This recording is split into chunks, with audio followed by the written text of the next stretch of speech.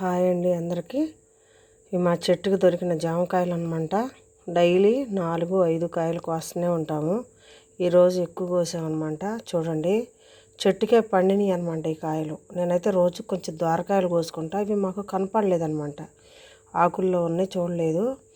చూడండి, కొంచెం పండినాయి అనమాట. జామకాయ అయితే చాలా బాగుంటుందండి. చాలా పోషక విలువలు ఉంటాయి. షుగర్ పేషెంట్స్కి కానివ్వండి, ఎవరికైనా కూడా ఫైబర్ కూడా ఎక్కువ ఉంటుంది అనమాట. ఇది బాగా ఇష్టమైన ఫ్రూట్ అనమాట. అలాగే ఏ టైంలోనైనా మనకు దొరికిద్ది అనమాట జామకాయ. 2 కాలాలు 3 కాలాలు కూడా కాసిద్ది అనమాట. ప్రతి కాలంలో మనకి జామకాయ దొరుకుతుంది ఈ రోజుల్లో. కాబట్టి మా పెరట్లో 4 చెట్లు ఉన్నాయండి. మాకు కావలసిన జామకాయలు ఉన్నాయి. సమృద్ధిగా తింటాం, అందరికీ ఇస్తాం కూడా.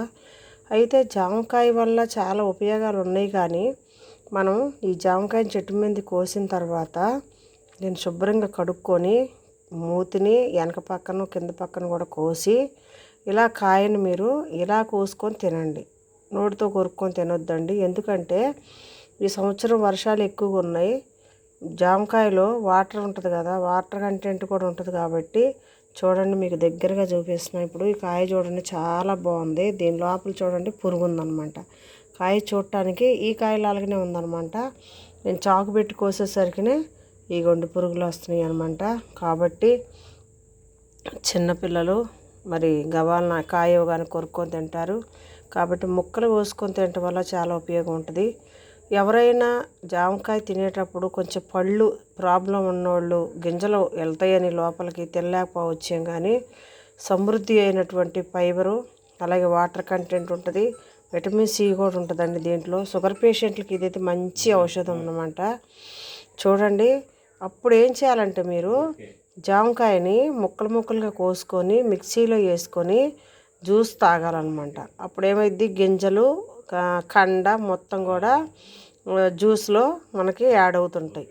కాబట్టి ఏమీ అవసరం లేదు, వాటర్ కూడా కలపకుండా దీన్ని మనం ఏం చేయాలంటే ముక్కలుగా కోసుకొని మిక్సీలో వేసుకొని ఒక చిన్న గ్లాసు డైలీ తాగటం వల్ల ఎంతో ఆరోగ్యంగా ఉంటామండి.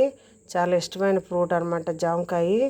మాకైతే సమృద్ధిగా ఉన్నాయండి. ప్రతి సీజన్లో దొరుకుద్ది అనమాట. ఫ్రీ ఆఫ్ కాస్ట్ అనమాట.